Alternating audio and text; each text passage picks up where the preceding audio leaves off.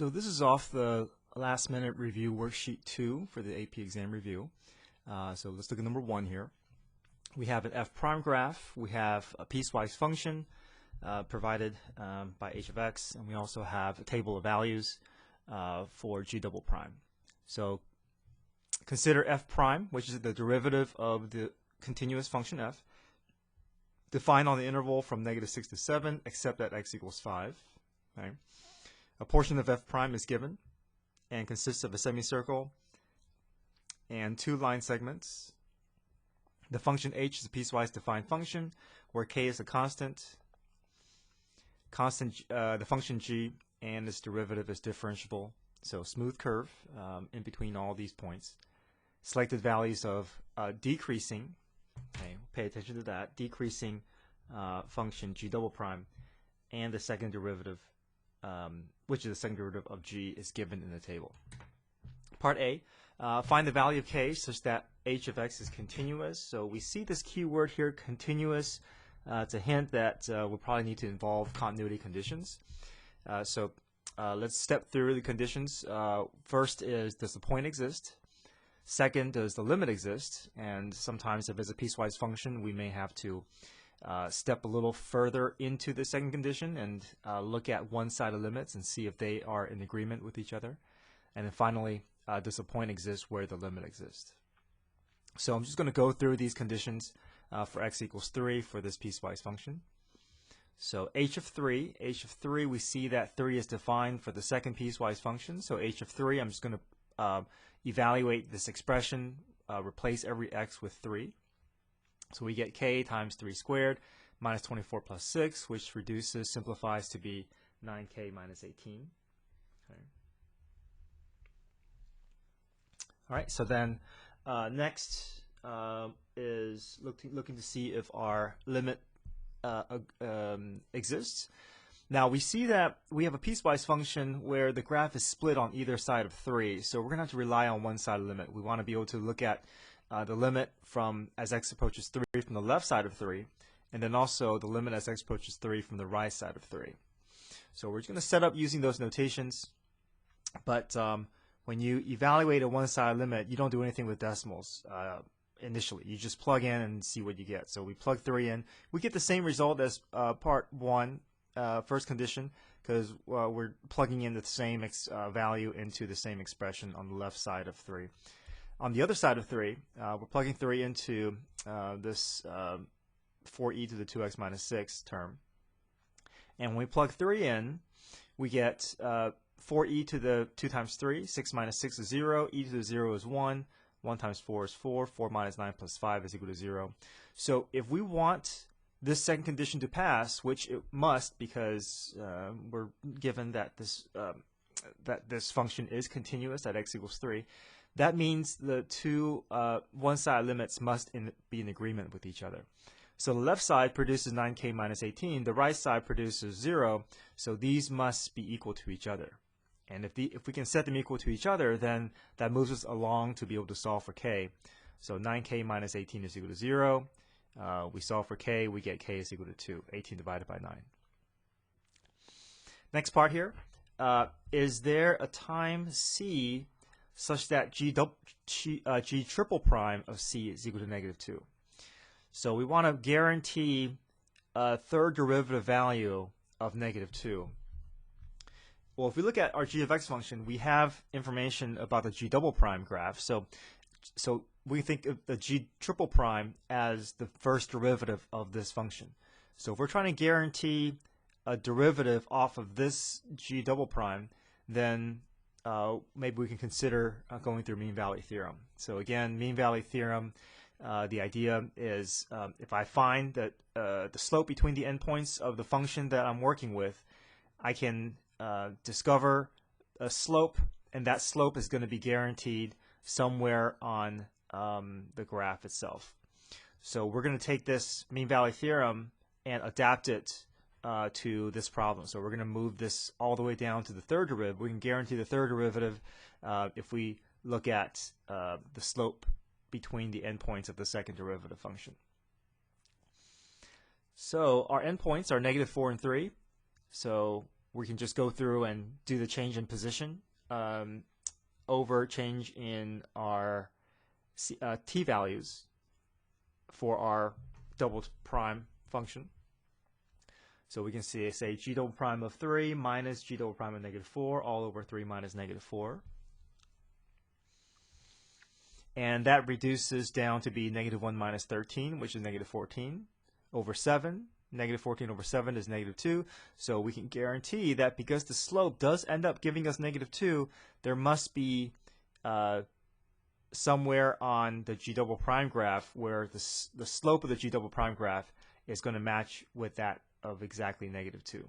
So since g double prime is differentiable by mean value theorem, since our average rate of change, okay, is -2, there must be a time where the third derivative at c is also equal to -2. Part D, for x equals 2 and 4, determine if the function has a local minimum, local max, or neither. Now we're looking at the derivative graph, so we can make some claims here. We know that anything above the x-axis represents where my original function is going to be rising. Anything below is wherever my original graph, f of x, is going to be falling. Anything on the x-axis are places where there's a slope 0 on the original function. So we know that our critical points are at 0 and 4. And then to the left of 0, we see all this is above the x-axis. So positive slope is going to, the original graph is going to be rising. Okay. With all these are positive slope values, right, above the x-axis. And then slope of 0, positive slope all the way above. There's a negative slope here, and then there's a slope 0. Oh, sorry, not slope 0. This is a positive slope. This is above the x-axis. So our sine line is going to look like this. Graph is going to be rising until 0, has a slope of 0, and then rises again, hits a max at 4, decreases, hits a min at 5, and then it increases at 7. Now, it's only asking about 2 and 4, so 2, it's neither, right? We don't have any critical points. 2 is neither a max nor a min. Maybe it's a point of inflection, but it's neither a max nor a min off of the original function. And then we can tell that there must be a relative max at 4, okay? Change from positive to negative. And then next part here, on the open interval from -2 to 5, where is there a point of inflection? So point of inflection, if we're looking at the derivative graph, we pick them off by looking at the peaks and valleys. So anywhere there's a relative min or relative max off of the derivative graph will indicate where the original graph is going to exhibit points of inflection. So we point of inflection at 0, point of inflection at 2. Negative slope of the derivative graph will translate to concave down. So concave down, concave up, concave down, and this is neither. This is neither a positive nor a negative slope. So we know there must be a point of inflection at 0 and 2 because f prime changes from rising to falling, or vice versa, from falling to rising. Okay. Next, the point of inflection at 0 and 2. All right, next page.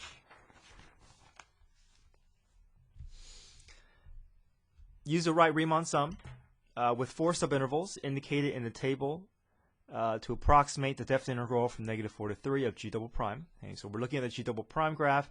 I'm just going to rearrange this table in the horizontal form fashion here.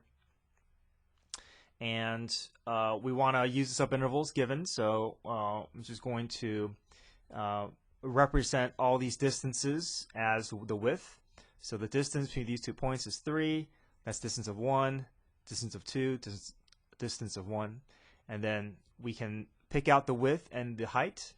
So it's a right Riemann sum. So we want to choose the g double prime value on the right side of each subinterval. So for the first subinterval, we're going to do width times height, so 3 times 10. Second interval, width times height, which is 1 times 8. Then 2 times e, and then 1 times -1. And that cleans up to be 37 plus 2e. and it's asking whether this approximation is going to be under or over approximation. Now let's look at what this problem tells us. This tells us that this G double prime graph is going to be always decreasing. So let's give ourselves a visual here. We know our graph is always going to be decreasing, and if we draw our rectangle so that the right endpoint is touching the graph, these rectangles are all going to be inscribed. So all these rectangles are going to sit nicely below the curve, and we know the area of these rectangles is going to be lower than the actual area of what's underneath this curve. So we know that it's underestimation since G double prime is decreasing on the entire interval for this right Riemann sum. Next part, evaluate the definite integral from 0 to 7 of f prime. Now we have the f prime in front of us, so if we want to evaluate the definite integral, we can just total the area, right? And we want to go from 0 to 7. So from 0 to 7, let's look at this region here. This is not by itself a geometric shape, the part that I shaded in, but maybe it's a combination of a couple of things, right? Maybe we can find the area of this if we think of it as, right, that's the result of taking a square and subtracting a quarter circle, right? If I take a square and if I cut out this quarter circle, then I'm left with this region. So it's a square, area of a square minus area of a quarter circle. So the square is going to be 2 times 2, which is 4, minus quarter circle. Quarter circle is 1/4 pi r squared, because area of a circle is pi r squared, so divide that by 4. So pi over 4, our radius is 2, so this cleans up to be 4 minus pi. And 4 minus pi is going to represent that first region. And then we just total up the rest of the areas here. This is a triangle, 1/2 base times height, so that's 2. This region is below the x-axis, also 1/2 base times height, but we get the negative 1/2 here. And here, we just base times height, that's just a square, which is 4. So we have 4 minus pi plus 2 minus 1/2 plus 4. And we get down to 9.5 minus pi. Part 2, evaluate the second derivative, f double prime of 2x dx. Now, we don't have f double prime in front of us, so we're not going to be able to do what we did with the last part where we can just total the area. We want to be able to get that f double prime into a different form so we can actually use this f prime graph in front of us. So let's go through the antiderivative and see if we can push this up one level, up from f double prime to f prime. But before we get there, we have to make sure we keep track of this 2x. There's a inside portion. We have to go through U-Substitution so we can keep track of what's happening with that 2x. So we'll let the u value be 2x. du dx equals 2, dx equals du over 2.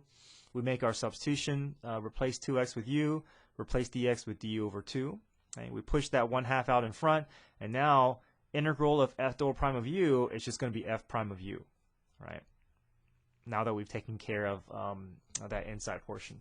So once we get into f prime of u, that's the antiderivative. The 1/2 tags along. And one more thing is that we have the antiderivative. We want to evaluate our bounds, but right now there's a mismatch, right? This -1 and 3 are in terms of x, but that's in terms of u. So let's bring that u back in terms of x. Okay, we found the antiderivative. Let's bring it back in terms of x. That way we can match the appropriate variables. And now we can plug in. So plug 3 in for x. We get f prime of 6 with the 1/2 in front, minus f prime of -2, right? -1 times 2 is -2.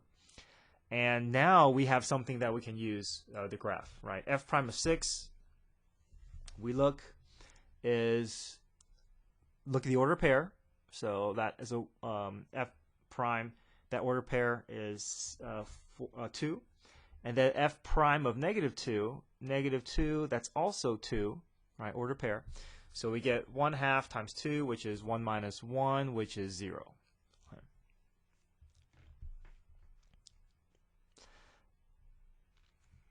All right, bottom of the page, we have k of x defined here. find the values of k prime of 2 and k double prime of 2, or state that it doesn't exist. Before we find k prime and k double prime, let's go ahead and find the derivative. So we're going to find the derivative. We know x squared becomes 2x. Now the derivative of this expression is going to push this, is going to eliminate this, right? So I'm going to just rewrite this to indicate that I want to find the derivative of this expression.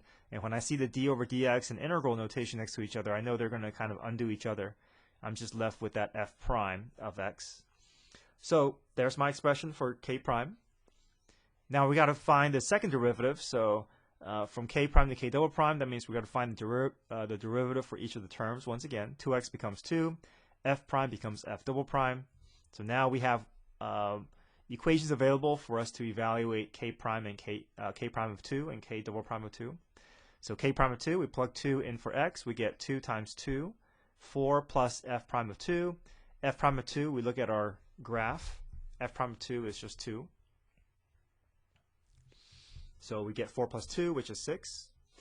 K double prime of 2 is 2 plus f double prime of 2. F double prime of 2 is asking for what is the slope of the f prime graph at 2. All right, the slope of the f prime graph. Now we see that the slope doesn't exist, right, at a sharp turn. So we can say that f double prime, which is the slope of the f prime, is undefined. And if that's undefined, then that's going to wipe everything out. So 2 plus undefined is still undefined. So k double prime of 2 does not exist.